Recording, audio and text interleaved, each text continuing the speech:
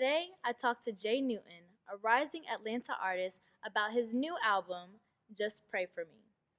It dives into the struggles throughout his life, from the duality of living in co parent homes to dealing with the roller coaster of various relationships. Here's the exclusive one on one interview. Ever since you said that you're coming out with the album, I was like, okay, it's time to start getting ready now. Right. But before we even get into that, I want to bring it all the way back to like the Peach Mimosa tour. Okay. Okay, and that was over the summer. Yes. Right. How was that for you?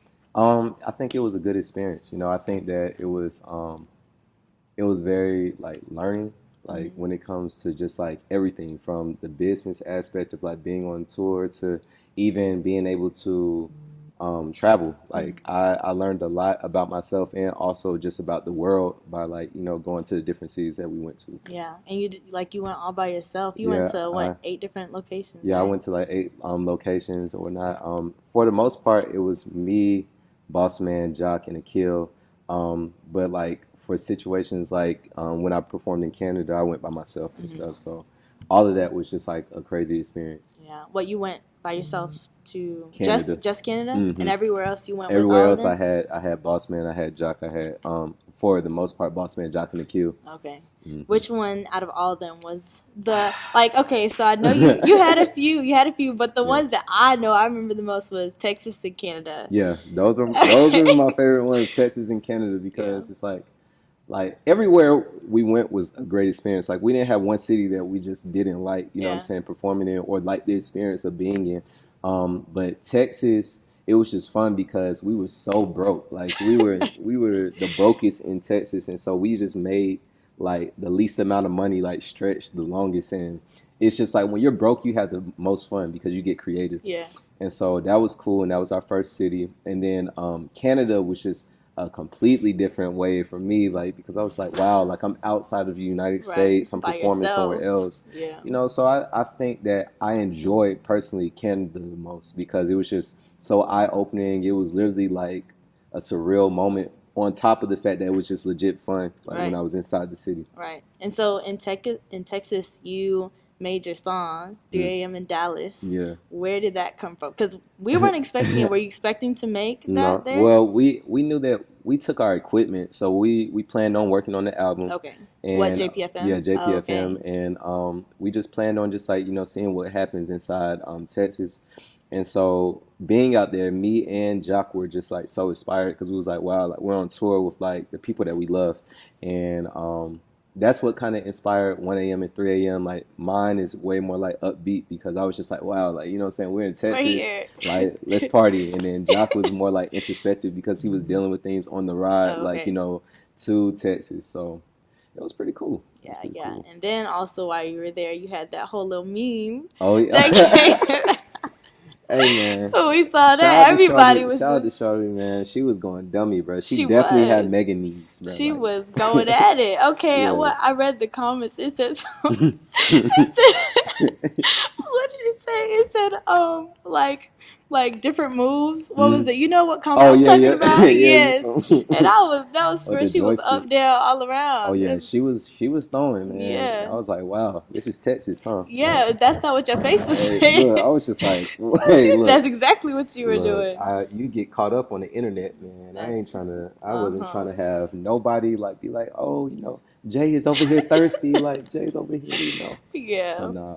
Is that what the song? Because in the song, I'm something about it. All of that inspired 3 a.m. in Dallas. Right. So it's just like wow, like there's too much happening. She's like throwing it on the floor, like yeah. You know what I'm saying? So it was crazy. You had like white girls on stage and stuff, and like they were like flashing boobs and stuff. I was like, bro, where are we at? Completely different place. Completely different from Atlanta. Just I was like, okay, yeah, this is interesting. Did you expect for what? Because that was before Canada, right? Yes. Okay, and so then after Texas, what was directly after Texas? Texas was Canada. It was literally like the next weekend was Canada. Okay. So, did you expect for it to be like that? Because that's out of the country. That's completely Man, different people. I didn't know what to expect. Like, the only thing that we know in America from like Canada is just like Drake and Yeah. like Right. Justin Bieber. So Right. we don't really like have like a perspective of like how they interact, how like their sky looks, you know what I'm saying, how their architecture is. And so when I was there, I literally just got a taste of like their culture. Like where I was at, they hated it. They want to be in the United States so bad. And I'm just like, do y'all see where y'all at? You know what I'm saying? Right. All of this is Don't just even know. untapped potential. And it just made me think like, wow, like, I'm grateful to be inside of Atlanta, but I definitely, see the benefit of just seeing different cities and seeing different cultures because you just open your mind to so much more and it makes you appreciate where you're from as well. Right. Because when I was there and I was like, oh yeah, I'm from Atlanta, everybody's like, oh my God, you're from Atlanta. Like So you mo different. you know Migos, Right. like 21 Savage. Like personally, I'm Like, like, not no, exactly. but Not not yet. yet, but you know what I'm saying? So it was pretty cool, man. Yeah, Yeah. that's good. I know when you went there, you went to be a headliner Yeah, for a yeah. festival there. Festival, yeah. What was it called? Northern Touch Music Festival. Okay. Did Mm-hmm. you have like fans there? Could you tell you had Yeah, fans yeah, there and it that was had crazy. heard about you That from yeah, and before? that was crazy itself. Like people, like I talked on a panel before the actual festival, and so they were asking me like questions about Real Men Wear Pink and Sunroof Season. I was just like, y'all heard that? Right. Like, like why are y'all out here hearing it? You know what I'm saying? Or how did you get exposed to it? My thing is like, Right. what was like I was asking every person like, what was the point A to point B in order to you? I mean, in order for you to hear my music, like where was the plug, Right. for that? And so it just goes to show how like crazy the internet is as far as being able to connect to people inside different Right. countries. And so I mean, was there a common answer for what they said? no, It was just no, it was some of like them. sporadic. Like some people were like, my friend was playing it. Some people was like, I heard it like on Instagram, and then like I followed somebody on Instagram that like put me on, Yeah. or so it was always like a different like it was always a different answer when it Right. came to it, and I was just like, wow, that is amazing to me. Yeah, and that was your first time. That was your first time performing out of Yeah. the U.S., Yeah, right? that was my first time anywhere outside of the Southeast. Wow. Like, I've never been outside of like your Georgias, Floridas, South Carolina, North Carolina, Tennessee, Alabama. So Right. everywhere I went was my first time being in those cities.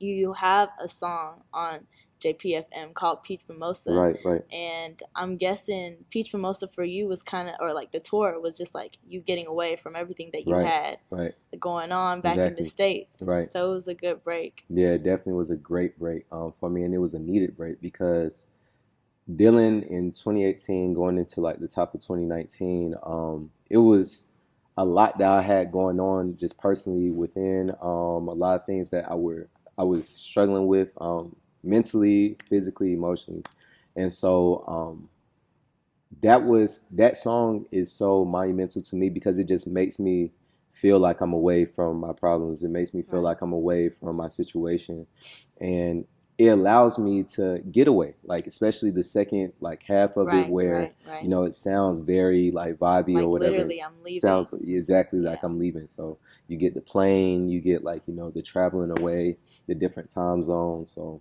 Right. It was a super vulnerable, thank you. super vulnerable album for Yes. you. Like, what was that like, knowing that you were going to share so much of yourself to the public? Because you're a very private person Yeah. already. Like, what was it like? The feelings, exactly. Anxiety, relief. A lot of both. Like it was a dual feeling that it gave me. At one point, it's very therapeutic when you're writing these songs down and you're able to really get off what you're actually feeling within. Because a lot of times inside my music, I wasn't able to do that due to the fact that I was trying so hard to please a demographic or please, an audience as far as the songs that I were making, like your sauces, like your shoot your shots, your relates, your summer nights, all of those were catered to people. None of the music that I was making was catered to me. And though I was talking about my experiences, they weren't things that I was trying to actually say. And so this album was very therapeutic because I was able to really say what I wanted to say and say how I was feeling in the moment because everybody perceives me as a super positive person, strong, happy, you know what I'm saying? Like individual that just is immune to problems, immune to reality, and that's not the case. Like I go through things just like everybody else. So this album really helped me deal with a lot of things, deal with a lot of demons, deal with a lot of emotions. But it also, like you said, was a feeling of anxiety because I didn't know how it would be perceived. You know, I didn't know if people were ready to hear that. I didn't know if people only wanted me for the music that I was making, like your Summer Nights, your sauces. Like everywhere I go, people are saying salsa, salsa, salsa. Right. And that's one of my least favorite songs. You know what I'm saying? So I was nervous. You know, I was very nervous because I was like, dang, is this gonna like dead my career? Right. Is this gonna be the album that is too dense where people won't listen? Right. Are people only gonna listen one time and then be like, okay, I'm good on it? Right. You know, so I had no idea how people would go about listening to the album. Yeah. I mean, was there a significance in the fact that you chose it as your sophomore album instead of making another Sunroof Season? Yeah, You know? it was always the plan. We had the plan of Just Pray For Me before Real Men Wear Pink. Mm. So the album came about in 2017, dealing with one of my friends. His younger brother died at a party.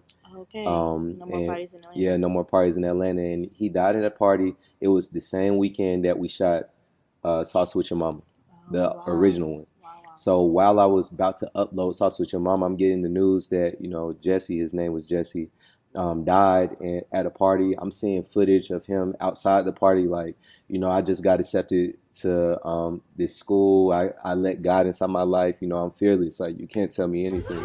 But this the me I want everybody to know, bro. I'm fearless. You can't be scared of shit. Moments later, you literally die. Yeah. You know, so it really crushed me. It really was something that was so sad, and it was something that was hard to take into because I was just like, wow, I related to him so much, and I was so happy for where he was and where he was going. I was sad for the city of Ellenwood because everybody loved him. Right. So Stockbridge, Ellenwood, all of that. So I was just like, wow, that really hurt me. Like that really, really like touched me and hurt me. So that was something that I was like, you know, I have to speak about this. I have to talk about him and I have to big him up in some type of way. But I just knew that Just Pray For Me couldn't be my first album because I didn't have the retention. I didn't have the listeners. I didn't have the following where if I said it, it would connect right off of impact. Right. And so I had to do a Real Men Wear Pink. I had to do a Sunroof Season in order to gain all of the people from all different types of demographics to be able to hone in and be focused when I do drop a Just Pray For Me. Right. And so more of yourself. Exactly. That makes sense. You said how much it affected, you know, like other people from like where you're from. And I just like, I wanted to comment on how you've kind of grown up with this kind of stuff, like from you were a child. You talked a lot about that in the album, just like your childhood and like growing up, two sides of ATL type of thing. Yeah. Was this just like another reminder of it? Yeah, you know? it was because, you know, I grew up predominantly with my mother. You know, I definitely know and I have a relationship with my father. I just talked to him before we did this interview. And, you know, I look up to my dad a lot as well. However, I didn't grow up in the home with him, you know, and it wasn't necessarily his fault. It was just how the cards fell. So growing up, you know, it was definitely a duality in my parents because my dad was just, he's like me. He's very forward. So he's very ambitious. He talks. He's a people's person. He goes around the world to travel and talk to you know, youth and whatever. So he's a great man. You know what I'm saying? He's somebody that I look up to like greatly and strive to be like as far as a man. But with my mom, you know, she was exposed to so much just growing up. Like she didn't have a dad. She doesn't know her dad at all. You know, she was growing up in a single parent home where her mom wasn't even really there for her. Like she like grew up with her grandmother and her mom got a relationship later, you know, so she never had the examples of how to be a parent, how to be, you know, a wife, how to be a girlfriend, whatever, because she wasn't exposed to that growing up. So it's like having me at a young age at 18, 19, while also trying to figure yourself out as an individual, obviously It's it's like not you don't gonna. even have really time to figure out You yourself have no time before because you're. now your whole life switches and you're dealing with being a parent of a kid and two kids at that.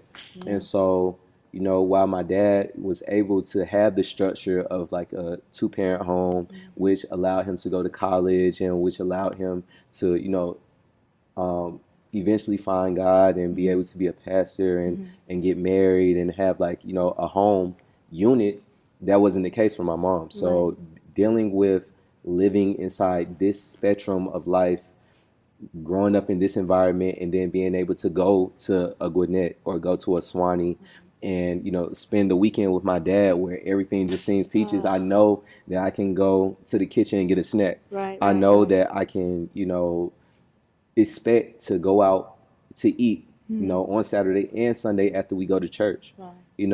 That wasn't a norm for me growing up with my mom. Like we would have to find out what we was gonna eat. We was Right. gonna have to, make sure that we were able to provide or make it, with situations like struggling with bills, all of that. I was exposed to that super young. Right. And so, outside of all of my siblings, I was the one who had the both sides. Nobody else had the both sides. It's either left or right. And so Why were you the only because one? I was the only one with my parents. So I don't have like siblings that are from my mom and my dad. Oh, I have like, like siblings from my mom and then siblings on my dad's side Right. with my stepmom. And so dealing with their situation, they don't know anything on the other side.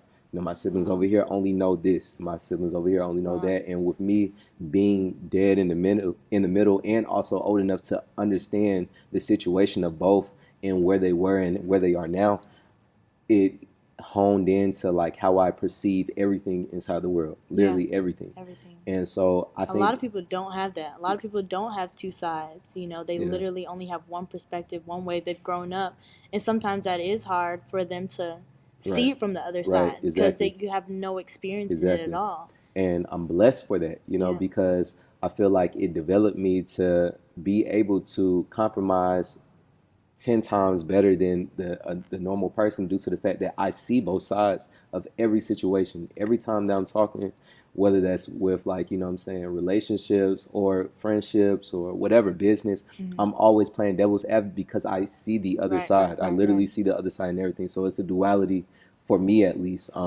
with everything that I do.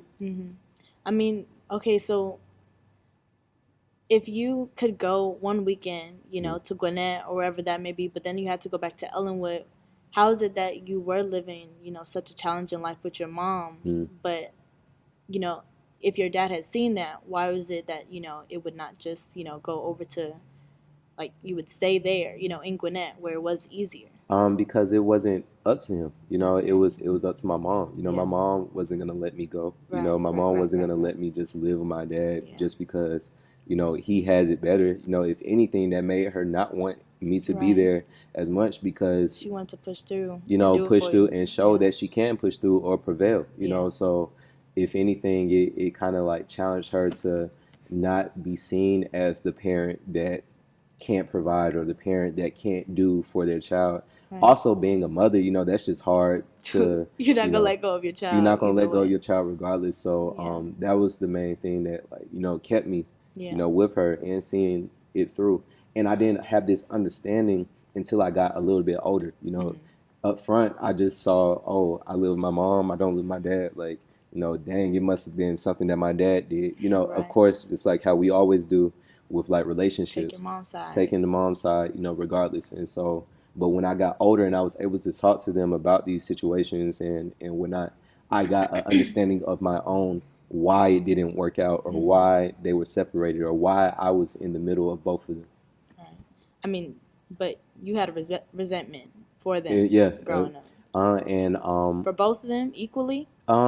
yeah. Well, I had it teeter-tottered, as I was growing up because I resented, of course, like I said inside the album, I resented my dad just for being able to move on and to Right. be able to be happy and successful, You still got a whole family. a over whole here. family, and I didn't necessarily resent his happiness, but more so that I resent the fact that he was able to be happy and my mom wasn't able to be Right, happy. right. My mom was in a lot of toxic relationships. So I resented, my grandparents on my mom's side where I was like, dang, if y'all was inside or if y'all was in her life, maybe she would develop a standard for a relationship or knew what that standard was instead of having these situations happen that don't give her any type of insight on how to be in a relationship, how to treat people, how to talk to people, communicate, all of that. So I resented both sides equally, and it was just different situations that I Right. resented both of As you them. grew up, it Hmm. just went back and forth. Yeah. Did you grow out of it completely? I think I'm at peace right now. Okay. I definitely feel like while I was inside college, I found peace with just the situation, especially given the fact that I started to really dive into my own faith and I understood that things happen for a reason. And I'm blessed that it happened the way it happened because I literally wouldn't have turned out to be the person I am today Right. if I didn't have that growing up. Um, didn't have the struggle or the taste of what can be or what I shouldn't be, And so I think that I'm grateful for exactly how I ended up and what I had to go through growing up. Right, right. I mean, that's good. That's really, that's growth. Right. That's growth. So that's really good. And so, coming all the way from there to like now, going back to one of the songs on the album, which is Whole Life Crazy, Right, right. And when did you write it, first of all? Um, Like just a specific time, if you the can. time frame, I kind of wrote lines here and there from the end of 2018 to the top of 2019, probably like March, April, like Yeah. so anywhere from November to April. Okay, I wanted to talk about a specific line you said in it. It was, my little homie died, tattooed to his chest, got called, grandma found lumps in her breast. Nate took his life, saw his body laid to rest. Pain in my heart grows deep, I feel numb. So that's a lot. Yeah. That's a lot, just Yeah. like back to back to back. And I also know what it was, pain in my eyes. You also had like 3 different bad news, like in 1 week. Right.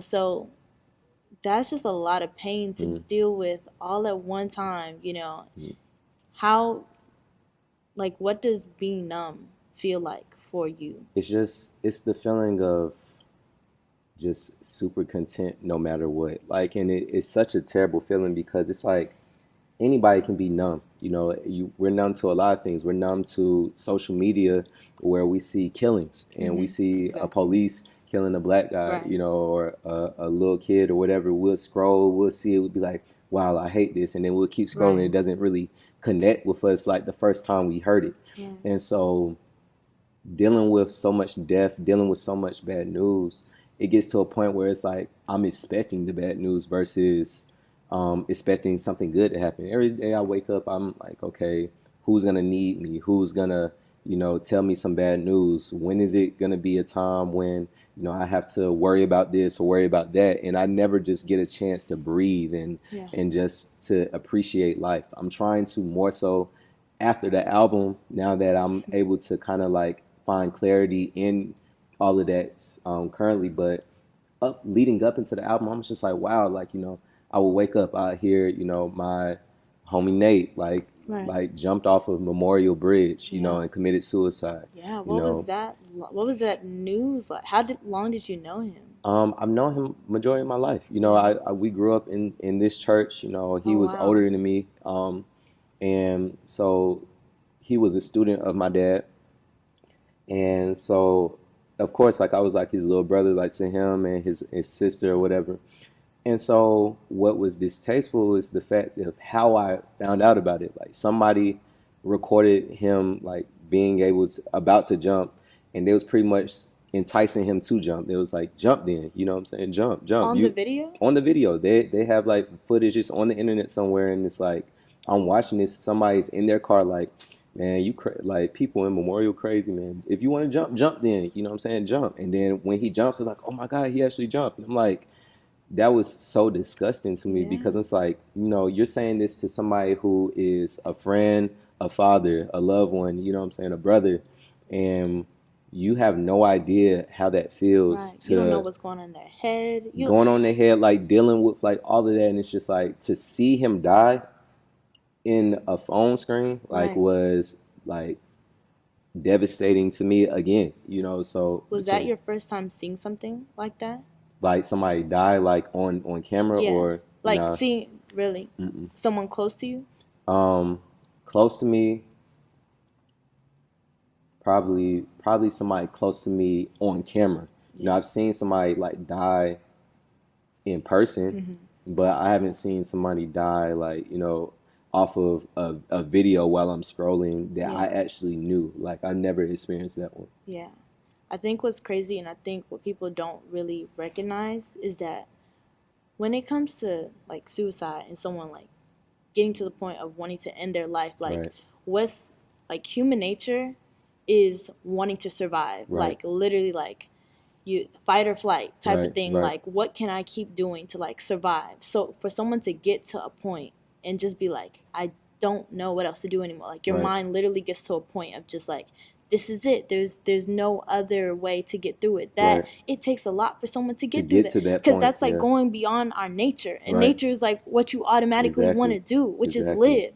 You know what Exactly. I mean? So for someone to record that, it's just I don't think that makes that person a bad person. I think it is a result of like social media as Yeah, it's the well. You know what I result. mean? They become so, just like numb to it. They don't think it's real. They don't think Exactly. that they're like seeing something that could really like affect some like multiple people Exactly. in real life. Hmm. You know what I mean? So that And everybody is so caught up on showing. You know what I'm saying? That's what social media is right now. Everybody wants to display what they see, and it's like outside of just the disgustingness of being so immune to death and immune to situations like that where you can actually take the time out to take out your phone and record it. Just the reality of it is, people love to be the first to break news. right, They love to be ahead of people when it right, comes to status, and they love to pretty much like want people to care about them. right, That's right, where right, social media comes down to. It's like you have likes, you have retweets, you have follows to show that you matter pretty much. And the thing that, again, I feel like I talk about it in every interview, or I talk about it anytime I get to talk about it, is I just hate social media or what it stands for. I feel right, like it was bent from what it's supposed to be to this like mutated form of just self-validation where you're looking for validation in any and everybody. right, You're looking at the perception of somebody else's body and you're comparing it to your body. You're looking at the perception of where somebody else is in life, and all it is a highlight reel. I'm not posting all of the negative things. all I'm the posting bad, all of the good so you don't get a real dose of what reality right, is, and you're not able to communicate and talk to people one on one where you can see somebody's tone, where you can see what people feel and go back and forth with people in person. You're much rather like go off in a text or in 140 characters, 240 characters.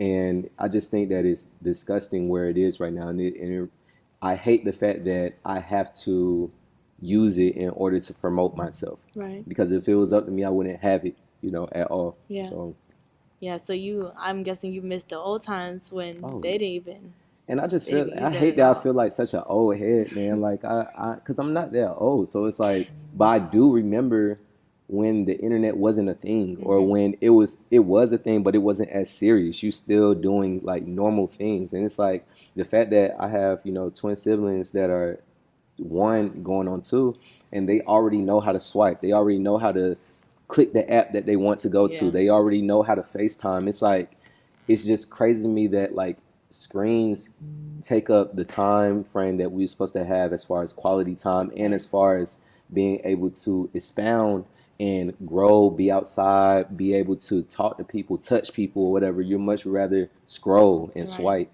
right. And so, in the midst of all that, because like you said, it's been from like childhood to now. Mm-hmm. All the struggles, all the career, everything, just Mm-hmm. everything, all the ups and downs of life. You've also had the ups and downs of a relationship Yeah, as well. And so JPFM is half of that, talks yeah, about, just the beginning of it to the end, the ups and downs of it. I mean, even in Pain in My Eyes, you know, while you're talking about, all your struggles and everything, there are like little pieces of the voice over on it, you know, Mhm. just like open up to me, tell me what's going on. Mhm. With your relationship, how was that, you know, mixed in with Mhm. like everything? Like how was that dealing with the relationship and then like the ups and downs of life as well? So with the relationship, you know, before my relationship, I wasn't in a relationship since my senior year.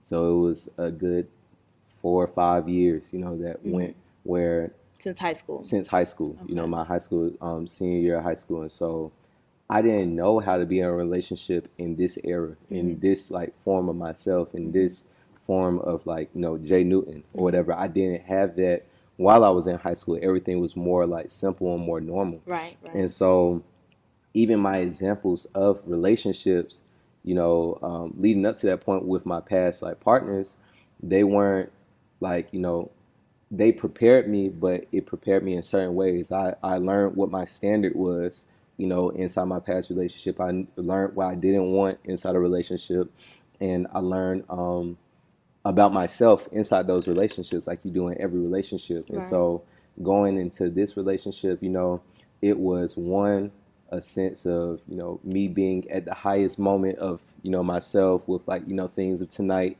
where you hear, you know, the light of the Right. album Be Right, right. Tonight. And that's how I felt about, you know, when we met.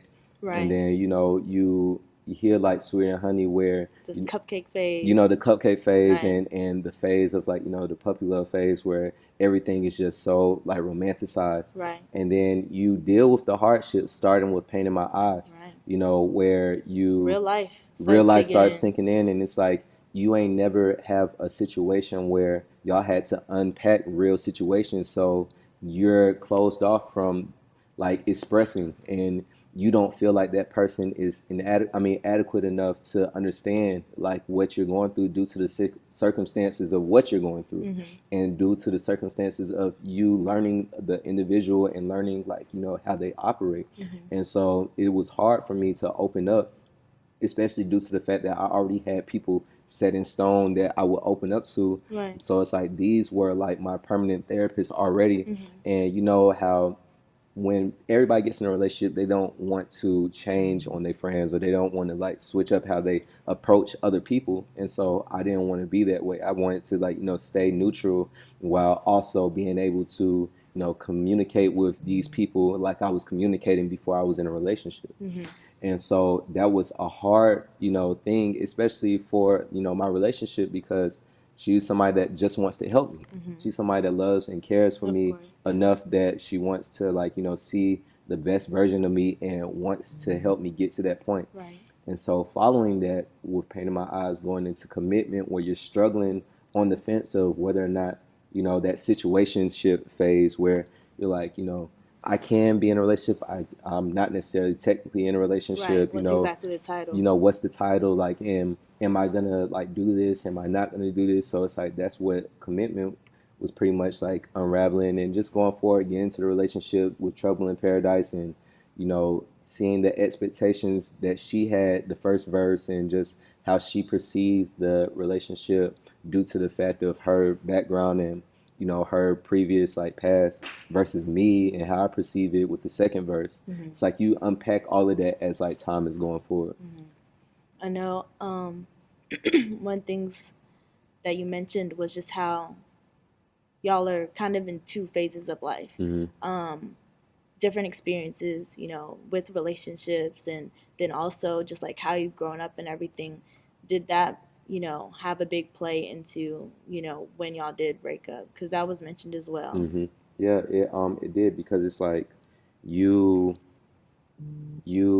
want the best for somebody always when you're in a relationship, and it's like you get to a point, especially as I hate this word, just like all of us that like boss man, whatever, we hate the word creative. So it's like when you're a creative, and you know what comes with being a creative. Like every creative that's a legit creative has some sense of crazy, you know, or some sense of like toxicness inside their life, because that's what produces the creativity. And so knowing your level of ambition, knowing your level of, you know, drive, motivation, and discipline to your work and your craft, you don't want people to be having a feeling of neglection, Right. you know, due to what you have going on. And Right. so with that, I cared about her so much where it's like I would much rather, you know, leave this situation and still retain a friendship or you know, bond with you while I'm growing as an individual, while you're growing as an individual, than to try and push through this and, you know, eventually get to a point where I don't like you and you don't like me. And so I was trying to save that situation from even manifesting by being able to remove myself from the situation and really work on myself, because it's hard to deal with everything I was going through, you know, as a partner. It's like you just want to, like, you know, have like happy moments and feel uplifted and cared for or important. But how can you feel that way when me as an individual or a partner is so stuck on what's going on around me, so stuck on where I'm trying to go, so stuck on, you know, all of this like hysteria, and I don't deal with situations in the proper way. And they're toxic situations that, you know, only she knows because of the fact that we had to be intimate. So I mean, do you think that that mindset is more strategic and calculated more than it is emotional, though? Because in any relationship, everyone like goes through things. You know what I mean? And do you feel like you ever gave her the proper chance to help you, like, deal with those things and go through those things, just like how No. you would want to help her? no, I didn't. But yeah, it was strategic. It also was emotional too, but it's also dealing with the fact of being numb. You know what I'm saying? Being numb to, you know, the emotions of love, being numb to, like, you know, the high of being like in love or love and being realistic, coupled with love. And so, you know, me loving you enough to see you without me, you know what I'm saying? Me being like, you know, loving and caring enough to want you, you know, in the best predicament, even if that predicament is with somebody else. I know I said I didn't want you to be with somebody else, but that's just like, you know, the jealousy and please don't leave. But Right. realistically, like, you know, if somebody can do something that I can't do or treat you better than I can treat you, I would want you to be with them. You know, I would want you to, you know, be loved and cared for in that light, because that's what you deserve as an individual. And so, And what did you specifically feel like you couldn't do, like you weren't giving in the relationship? a lot. I feel like, you know, I wasn't giving attention. I felt like there was expectations that I couldn't live up to due to the fact of how I'm wired as an individual. I felt like I wasn't giving enough reason for somebody to like help me. I felt like, you know, I wasn't giving enough of myself inside the relationship where you could get to know me on a deeper level than I was. There was a lot of things that I just felt like I was neglecting. But the main thing was time and communication. And those are the pillars of a relationship. And it's like when you can't give quality time, when you can't give attention, you can't give, you know, proper communication, then what is a relationship? Exactly. It's not. Right? Like, It's not one. it's not one. It's not one. One thing that I was gonna ask was the placement of the songs. Yes. Because I believe there's about like 5 or 6 songs that is about y'all's relationship specifically, and it kind of goes in like a timeline order, except for the first one, which was the very first song. Right. What was the significance in that being the opener of the album? I felt like that song set the tone of just like the emotion that I was feeling. You know, when we made the song, we immediately knew that was the intro. Like, you know, and we already had the storyline and everything, but I was just like, wow, like this is an amazing like song, and this is what sums up everything that I'm feeling in this situation, you know, especially with the second verse where I was like, you know, please don't leave, I'm begging you. I'll go insane. What's the end game? She's in my lap, sprint like Usain. Before you came, I used to kick game, a young Luke Kane.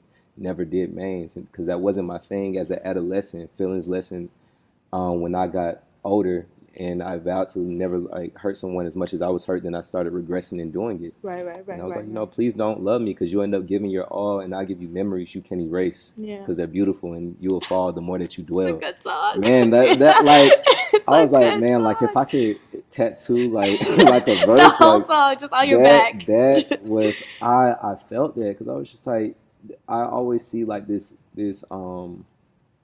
quote where it's like fall in love with a writer you will live forever, Yeah. and it's like it's true because it's like you as a writer you always dwell on like the good and the bad and you write through it like you write like how you feel through all of that. And so telling everybody that she's just in my lap, as an ode to Outkast Andre, but saying that like she's in my lap, she just like sprints around inside the lap and you're not able to leave the track of like my love, like you're just going around and around in circles. Yeah. It's like that's all we were doing was just going around in circles. And so I just felt like that song specifically set the tone, and I think that like showing how did we get here and explaining it would catch people's attention versus just starting off with Peach Mimosa and then getting to that point. What was it that you said?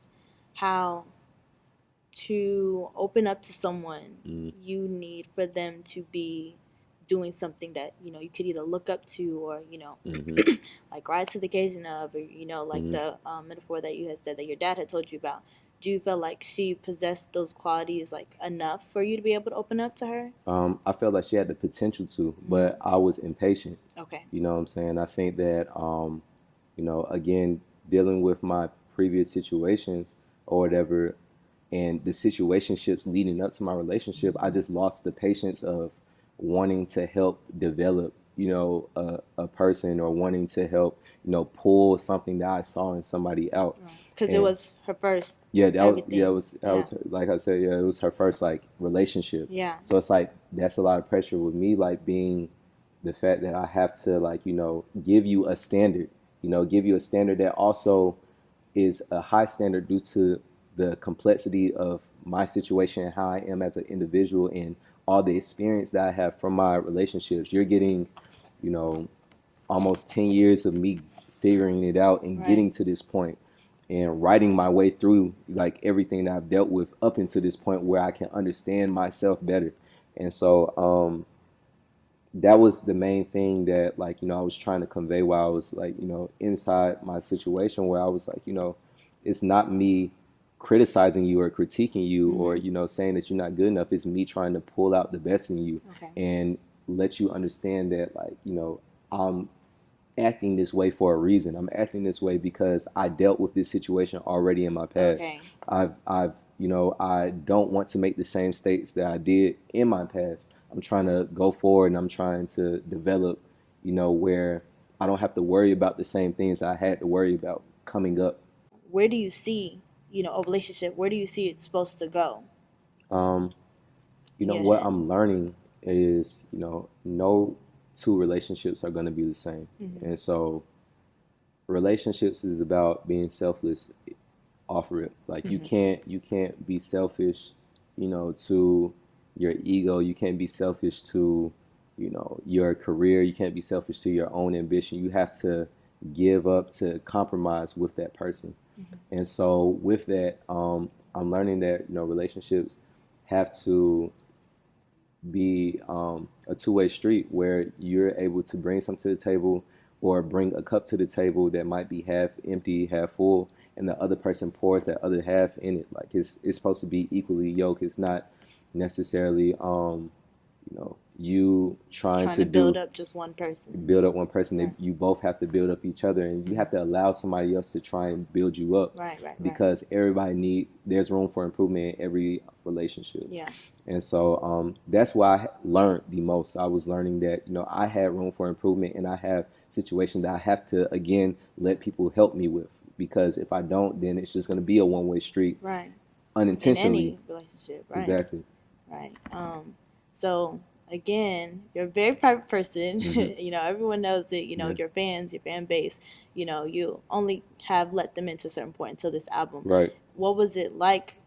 Even from her perspective, letting them in on y'all's relationship so much. How have they been how has, viewers, audience been reacting to it? Well, the main thing is why I make my relationships private is because I don't want people to like have a connotation about my relationship or about my partner, you know, unintentionally. You know, I don't want people to be like, oh, this is the person that he's talking about. This is the person that like they got this going. Like I don't like that. So that's why I'm so reclusive, and that's why I like to have my relationship just be my peace of mind, my you know like refuge inside like situations. And so you know, of course, it's even with my past music that I've written about other people, like it's not the easiest listen for people to hear, you know, their business on wax for the world to hear. You know what I'm saying? Right. So, you know, but I think that just is the territory that comes with dating, you know, and that's something that I have to make a disclaimer every time Okay. that like I get into a relationship. It's like, you know, I'm an artist. You know, my art is literally expressing what I have going on, and so being able to do that wholeheartedly is tough, especially knowing that again you're trying to protect somebody, you're trying to take care of somebody, and you are so big on perception for them that you don't want people to identify something with them, have them, you know, be confronted with tough conversations and tough like you know questions. Like you want them to live peacefully. Where are you all now? Are you guys on a good Yeah, we're in a great stance, and I think that it made us like closer due to the fact of being able to talk about you know situations that are hard to talk about because it's out in the front. So you have to be able to communicate about it, and you're able to really like thoroughly like express feedback that I've seen on Twitter. Yeah. You know, for one, the hashtag Yeah. JPFM Right, has just right, been right. crazy Yeah. because no one has seen this side of you. Right. You know what I mean? And I think a lot of people have, like, a lot of people, no matter how they grew up, were able to relate to Right, it. You know right. what I mean? Whether it had been, you know, on the relationship side or it had been on the similarities of how they grew up Right, with you. exactly. You know what I mean? So I think like that was good for Yeah. you. That was a good feeling. Yes, it was. It's Relief because you such didn't know. It's such a relief, and it's the greatest feeling when you see the music connect. You know what I'm saying? When you're able to see, like we've been working on this album for 2-3 years, so Right. it's like just for it to be appreciated in this streaming area for like all of a month, you know. But it's about making music that stands the test of times and has like you know content that people can relate to in a sense where you're able to you know save somebody's life with your music. You're able to you know pull people out of dark spaces with the music, and it's like if I can do that with anybody, then it's a win. You know what I'm saying? If I can do that with anybody, then that's my Grammy. That's my, you know, my accolade. Now we're down to the last song. Thank you, Jesus. Thank you, Jesus. I'm not worthy. There we go. And so, was it strategic in the way that you put it as technically the last song? Okay, you know, plus the bonus. Yeah. But you know, just after everything, you know, Yeah. after life, after ups Yeah. and downs and everything, this is where I land. This Yeah. is, you know, where my anchor is at. Right. And yes, it was very strategic. Like going into the album before we had any songs, I knew it was going to start and then it was going to end with the gospel song because Okay. it's like that's again what people need. Like people need healing and people need to know that it's not on our timeline. Like everything is on God's timing, on God's timeline. And when people understand that the grace of God can wash out anything that we deal with, wash out any type of scenario, wash out, you know, any like hardship that we're going through. And when we give it up to God, literally you will see what wonders it does inside our life. And I just wanted people to understand that, you know, it's bigger than us. Yeah. You know, it's bigger than your situation, it's bigger than your status.